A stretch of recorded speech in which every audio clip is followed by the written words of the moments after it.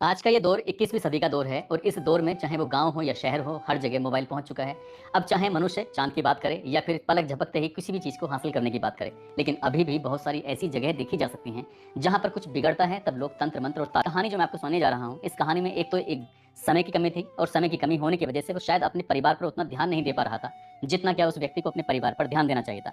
महिला ने तंत्र मंत्र का सहारा लेने के बाद कुछ ऐसा हासिल करने की कोशिश की जिसकी शायद उसको चाहत थी, और चाहत तो उसकी शायद पूरी हो ही नहीं हुई, लेकिन वो प्यार में पड़ जाती है। उस महिला को प्यार हो जाता है और जैसा वो महिला कर रही थी ठीक उसकी बेटी भी उसकी देखा देखी वैसा ही करने लगती है। माँ और बेटी दोनों को ही अफेयर हो जाता है, दोनों को ही लव हो जाता है। जिनसे लव होता है, जिनसे प्यार होता है, वो भी कहीं ना कहीं अपने रिश्तों के साथ खिलवाड़ कर रहे थे, धोखा कर रहे थे। और इसी धोखेधड़ी, इसी समय की कमी की वजह से एक दो नहीं, तीन कत्ल हो जाते हैं। और तीन कत्ल की गूंज जब लोगों तक पहुंचती है सोशल मीडिया के माध्यम से, अखबार, टेलीविजन और मोबाइल के माध्यम से, तब लोगों को यकीन नहीं हो रहा था कि आखिरकार इस समाज में ऐसे भी लोग रहते हैं जो कोई कुछ लोग ऐसे जो अपने माँ बाप से धोखा दे रहे थे, तो कुछ लोग ऐसे थे जो अपने पति से, तो कुछ ऐसे थे जो अपने परिवार को धोखा दे रहे थे। और इस धोखाधड़ी में न केवल तीन जिंदगियां हमेशा के लिए समाप्त हो जाती हैं, खत्म हो जाती हैं, बल्कि कई लोग ऐसे हैं जिनकी वजह से वो पूरी जिंदगी शायद ऐसे ही भयानक रूप से गुजारेंगे। और शायद एक सबक है लोगों के लिए कि कोई भी कदम उठाने से पहले बहुत बार सोचने की जरूरत, आप क्या कर रहे हो और क्या नहीं कर रहे हो।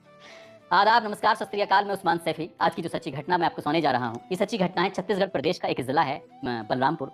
और बलरामपुर मुख्यालय जो लगता है, जिला मुख्यालय, उससे ही सटा हुआ एक गांव लगता है दहेजबार। दरअसल एक किसान जिसका नाम रामनाथ होता है, रामनाथ अपने खेतों पर गया था ये देखने के लिए क्या उसके धान पक चुके हैं या नहीं पक चुके हैं।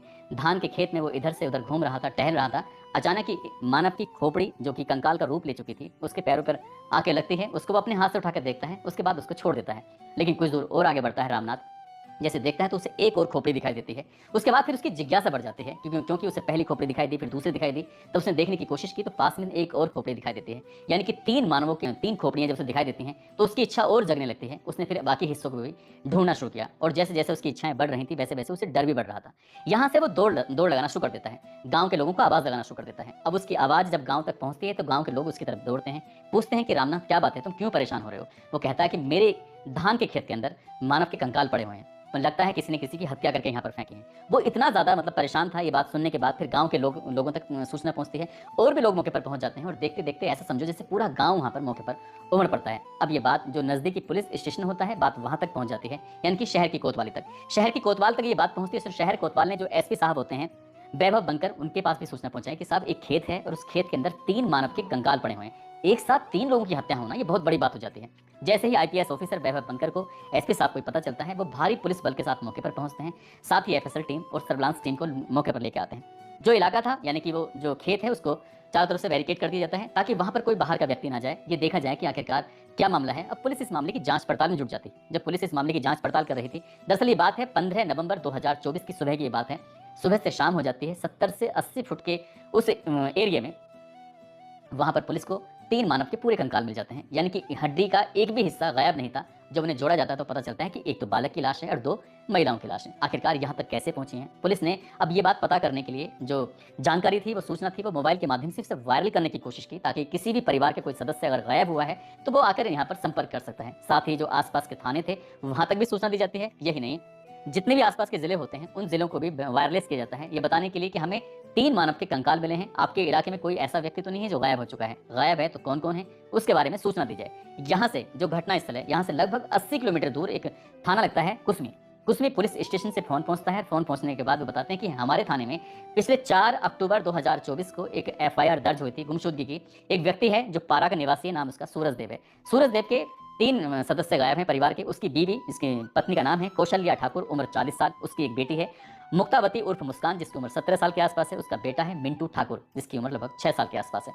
जब पुलिस ने ये संपर्क करने की कोशिश की, उन्हें मौके पर बुलवाया जाता है, उस रिश्तेदारों को बुलवाया जाता है। सूरजदेव के रिश्तेदार सूरजदेव मौके पर पहुंचता है। आने के बाद जब देखता है, उससे कुछ चीजें दिखाई जाती हैं, साड़ी दिखाई जाती है, लेगी दिखाई जाते हैं, कपड़े दिखाए जाते हैं जो वहां पर मौके पर मिले थे। उस बच्चे के कपड़े दिखाए जाते हैं। कपड़ों को देखने के बाद वो फूट फूट कर रोने लगता है, जोर जोर से चिल्लाने लगता है। जाहिर सी बात है, कहते हैं कि जिन जाके पैर न फटी विवाई, वो क्या जाने पीर पर आई। जिसके ऊपर आती है वही जानता। जब वो रो रहा था तो सैकड़ों ग्रामीण, सैकड़ों पुलिस वाले उसके रोने की उन आवाजों को सुन रहे थे। हर किसी की आंखें नम हो जाती हैं, क्योंकि उसका जो परिवार था, जो उसका खानदान था, वो पूरी तरह से उजड़ चुका था, खत्म हो चुका था। बस वो रो रहा था। रोते रोते एसएसपी से वो शिकायत करता है कि साहब, जो थानेदार हैं, काश उन्होंने इस मामले को इतनी गंभीरता से लिया होता तो शायद उसके बच्चे आज जिंदा होते। जैसे ये बात आती है, थानेदार के बारे में पूछा जाता है तो थानेदार जितेंद्र जायसवाल, उसकी वाकई लापरवाही पाई जाती है। इस मामले की जो सूचना थी वो पुलिस को समय पर दी जाती है, लेकिन पुलिस ने इस मामले को गंभीरता से नहीं लिया था। वो कह रहे थे कि आ जाएंगे, कहीं गए होंगे। इसलिए पुलिस तरह तरह की कहानी बना रही थी, और जब ये बात अधिकारी को पता चलती तो अधिकारी ने उसको लाइन हाजिर कर दिया और संत लाल आयाम को इस बात की जिम्मेदारी दी कि तुम इस थाने को भी संभालोगे, कुसमी को, और साथ ही इस मामले की जांच पड़ताल भी करोगे। अब ये पूछा जाता है कि मामला क्या है। बताया जाता है कि 26 सितंबर 2024 को ये परिवार के 3 सदस्य होते हैं, अचानक से गायब हो जाते हैं। गायब क्यों होते हैं, कहाँ जाते हैं, 80 किलोमीटर दूर कैसे पहुंच जाते हैं, यही सवाल था कि आखिरकार ये वहां से कैसे आए, अपनी मर्जी से आए, कोई लेके आया। बहुत सारे सवाल थे, हर कोई जानना चाहता था, लेकिन इस बात को बीते हुए उनकी लाश को मिले हुए लगभग 51 दिन का समय हो चुका था। हालांकि पुलिस किसी तरह का रिस्क नहीं लेना चाहती थी, इसलिए डीएनए सैंपल भी लेती है जांच पड़ताल करने के लिए, देखने के लिए क्या सचमुच जो गायब हैं वही हैं या कोई और तो नहीं है। वो जांच पड़ताल के लिए भेज दिए जाते हैं, लेकिन जिस तरह से तन पे कपड़े मिलते हैं, उनके कुछ जेवरात वगैरह मिलते हैं, उस वक्त मौके पर जो पुलिस को जांच पड़ताल मिलते हैं, तो उनसे उसने पहचान लिया था कि ये मेरे ही बच्चों के हैं, मेरी ही बीवी के हैं, मेरे ही बेटे के हैं। अब पुलिस इस मामले की जांच पड़ताल में जुट जाती है। सबसे पहले जो उसका मोबाइल होता है, मोबाइल नंबर की सीडीआर निकलवाई जाती है। सीडीआर के माध्यम से, यानी कॉल डेटा रिकॉर्ड्स के माध्यम से, ये जो भी उनके संपर्क में था, ये संपर्क वाले व्यक्तियों से बातचीत की जाती है। तो एक व्यक्ति का नाम सामने आता है जिसका नाम होता है मुख्तार अंसारी। मुख्तार अंसारी झारखंड प्रदेश के भंडरिया, एक बरगढ़ एक गांव लगता है, वहां का रहने वाला होता है। उससे जब पूछताछ की जाती है, यानी कि उसे बुलाया जाता है, तो वो आखिरकार मिल जाता है, आसानी से मिल जाता है पुलिस को। काश पुलिस ने पहले मेहनत की होती तो शायद इतना लंबा समय नहीं लगता। 19 नवंबर 2024 को वो पकड़ा जाता है, उससे पूछताछ की जाती है। शुरुआत में वो कहानी बनाने की कोशिश करता है, लेकिन पुलिस ने जब अपने तरीके से पूछा तो उसने सारा का सारा इल्जाम अपने ऊपर ले लिया। पुलिस को यकीन नहीं हो रहा था कि 3 कत्ल होते हैं और 3 कत्ल को वो अकेला कैसे कर सकता है।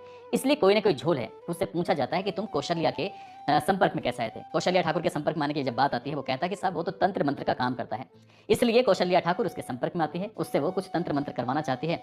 वो उसके लिए कुछ मदद कर देता है, और उसकी जब मदद की वजह से ये दोनों एक दूसरे के दोस्त बन जाते हैं। दोस्ती प्यार में बदल जाती है, और प्यार कब आगे परवान चढ़ जाता है उनको पता ही नहीं चलता। वो गहरी दोस्ती कुछ ज्यादा ही हो जाती है। अब वो मुख्तार अंसारी का इस कौशल्या ठाकुर के घर में जब मन करता था तब आ जाया करता था। शायद उसका पति भी शायद इस बात को जानता था, लेकिन वो विरोध नहीं कर पा रहा था। आना जाना चलता रहता है। अब ये मुख्तार अंसारी का छोटा भाई आरिफ अंसारी होता है, जो कि आसपास में ही ठेकेदारी काम करता है, अच्छे खासे पैसे कमा रहा था। भैया की देखा देख वो भी आना शुरू कर देता है। इस घर में जब दस्तक देता है, कौशल्या ठाकुर का मेल मिलाप तो हो जाता है तंत्र मंत्र करने वाले मुख्तार अंसारी से, और जो बेटी होती है जिसकी उम्र 17 साल के आसपास होती है, मुस्कान का मेल मिलाप हो जाता है उसके छोटे भाई आरिफ अंसारी से। आरिफ अंसारी पैसे कमाता था, जो भी पैसे कमाता था वो सारे के सारे पैसे उस 17 साल की लड़की पर ही खर्च कर रहा था। 17 साल की लड़की भी खुश थी। दोनों के आपस में ऐसे संबंध बन जाते हैं जैसे क्या पति पत्नी की तरह रहना शुरू कर देते हैं। माँ शायद इस बात को जानती थी या नहीं जानती थी, इस बात का तो पता नहीं, लेकिन वक्त बढ़िया गुजर रहा था। अब बढ़िया तो वक्त गुजर रहा था, लेकिन आरिफ अंसारी जितने भी पैसे कमाता था वो सारे के सारे पैसे लड़की पे खर्च कर रहा है। उधर जो उसके बूढ़े माँ बाप हैं वो बीमार रहते हैं, और उनके ना इलाज हो रहा है ढंग से, ना उनके पास तक पैसे पहुंच रहे हैं। इस बात पर घर में कलेश भी रहना शुरू हो जाता है। बड़ा भाई छोटे भाई को समझाने की कोशिश कर रहा था कि तुम सारे के सारे पैसे इधर खर्च कर रहे हो, माँ बाप पर भी ध्यान दे लो, लेकिन जो छोटा भाई है इस बात को लेकर बड़े भाई से नाराज होने लगता है। कुल मिला के इनके घर में भी कलेश शुरू हो जाता है। उधर तो कलेश शायद था ही कि जो लड़की है और माँ है उन दोनों को अफेयर हो जाता है, लब में पड़ जाती हैं, और लब के चक्कर में आने के बाद एक दिन ऐसी तारीख आती है 26 सितंबर 2024 को मुख्तार अंसारी इस कुसमी पारा में पहुंचता है। वहां जाने के बाद जो महिला कौशल्या ठाकुर होती है उससे कहता है कि अगर तुम्हें कोई एतराज ना हो तो बेतला चलते हैं नेशनल पार्क में, नेशनल पार्क देखेंगे, पास में गढ़वा है वहां भी चलेंगे, वहां घुमा के आएंगे तुम्हें। वो कौशल्या ठाकुर तैयार हो जाती है। बेटी से पूछा जाता है, वो भी तैयार हो जाती है। बेटे से पूछा जाता है, कहता है कि जब मम्मी और बहन जा रही हैं तो मैं भी चलता हूँ। तीनों के तीनों उसकी बाइक पे बैठते हैं, और बैठने के बाद यहाँ से लगभग 80 किलोमीटर दूर चांदो से होते हुए बलरामपुर पहुंच जाते हैं। जब वो चांदो में थे तो आरिफ अंसारी की नजर पड़ जाती है। आरिफ अंसारी इनसे मिलता है, बातचीत करता है। अब इनसे पूछा जाता है कि अब क्या कहाँ जा रहे हो, तो वो कहते हैं कि बलरामपुर जा रहे हैं, रात को वहीं रुकेंगे। देखते ही देखते आरिफ अंसारी भी घर पहुंच जाता है। पांचों लोगों ने इत्मीनान से बैठकर खाना खाते हैं। खाना खाने के बाद अपनी अपनी जगह पर जाकर सो जाते हैं। रात को जैसे आंख खुलती है, आरिफ अंसारी की नीयत तो पहले से खराब थी, वो गुस्से में जाता है। वो कहता है कि मैं तुमसे शादी करना चाहता हूँ। जब उस मुस्कान से पूछा जाता है, मुस्कान साफ मना कर देती है। पहले भी वो मना कर देती थी साफ साफ, अभी भी उसने साफ साफ मना कर दिया।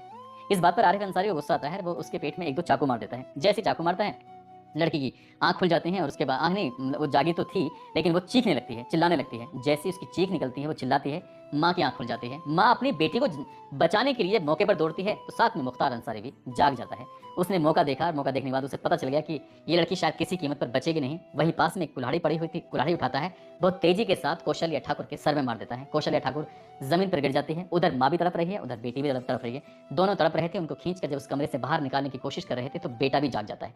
जब बेटा जागता है, वो अपनी माँ को आवाज़ लगाते लगाते जब आगे बढ़ रहा था, दीदी को आवाज़ लगाते लगाते आगे बढ़ रहा था, तभी मुख्तार अंसारी उसके सर में भी एक कुल्हाड़ी मार देता है। तीनों के सर में कुल्हाड़ी मार देते हैं, फिर उनकी इत्मीनान से हत्या कर देते हैं। हत्या करने के बाद उनके जो शव होते हैं, लाशें होती हैं, उनको कब्जे में लेने के बाद उनको नज़दीकी जो गाँव लगता है दहेज बार, वहाँ का जंगल होता है, बताया जाता है कि वहाँ पर एक ईंट भट्टा भी हुआ करता था, लेकिन फिलहाल की स्थिति में वो ईंट भट्टा बंद था। उस भट्टे के पास में धान का खेत होता है, उस वक्त धान छोटे थे, वहाँ पर वो फेंक देता है। वो लाशों को फेंकने के बाद सीधा घर आते हैं, घर के आने के बाद साफ सफाई करते हैं।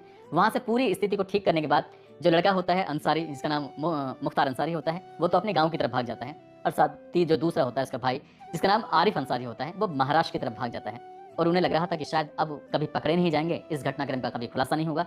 लेकिन 51 दिन के बाद जहां पर उन्होंने लाश फेंकी थी, वहां के खेत के मालिक रामनाथ को ये लाशें मिल जाती हैं कंकाल के रूप में, और बात पुलिस तक पहुंचती है। पुलिस सीडीआर के माध्यम से इन दोनों भाइयों तक पहुंचती है, इन दोनों भाइयों को गिरफ्तार किया जाता है, और गिरफ्तार करने के बाद इनको जेल भेज दिया जाता है। जब पुलिस ने इस घटनाक्रम का खुलासा किया था तो लोगों को यकीन नहीं हो रहा था कि माँ आखिरकार ऐसा कदम कैसे उठा सकती है, क्यों वो अपने पति को धोखा दे सकती है, साथ ही बेटी क्यों अपनी माँ, अपने बाप, अपने भाई को धोखा दे रही थी, क्यों वो जरा से पैसे के लालच में आने के बाद उस लड़के के साथ अफेयर में पड़ जाती है। उधर जो आरिफ अंसारी होता है, पैसे जरूर कमा रहा था, उसके बूढ़े माँ बाप बीमारी से जूझ रहे थे, उनके वो एक पैसे से जूझ रहे थे, इलाज से जूझ रहे थे, खाने पीने से जूझ रहे थे, वो सारा का सारा पैसा वहाँ खर्च कर रहा है।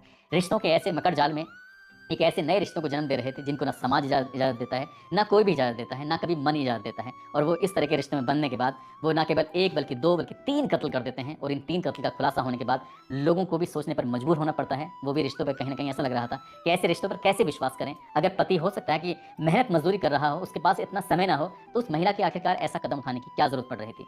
दोस्तों, इस पूरे घटनाक्रम को सुनाने का उद्देश्य किसी को परेशान करना नहीं है, किसी का दिल दुखाना नहीं है, बल्कि आपको जागरूक करना है, आपको सचेत करना है, और बताना है कि झूठ की बुनियाद पर रखे गए रिश्ते कभी कामयाब नहीं होते। जैसे कि इस प्रेम कहानी में होता है, यहाँ सिर्फ अपनी अपनी ज़रूरतें पूरी की जा रही थी। वो महिला भी अपनी ज़रूरत पूरी कर रही थी, जो तांत्रिक था वो भी अपनी ज़रूरतें पूरी कर रहा था, वो लड़की भी अपनी ज़रूरत पूरी कर रही थी, और जो उसका प्रेमी था वो भी अपनी ज़रूरत पूरी कर रहा था। अब बाकी की ज़िंदगी जो बच्चे हैं उनकी सलाखों के पीछे गुजरेगी, और जो मर चुके हैं वो कभी शायद लौट कर वापस आएंगे नहीं। जाते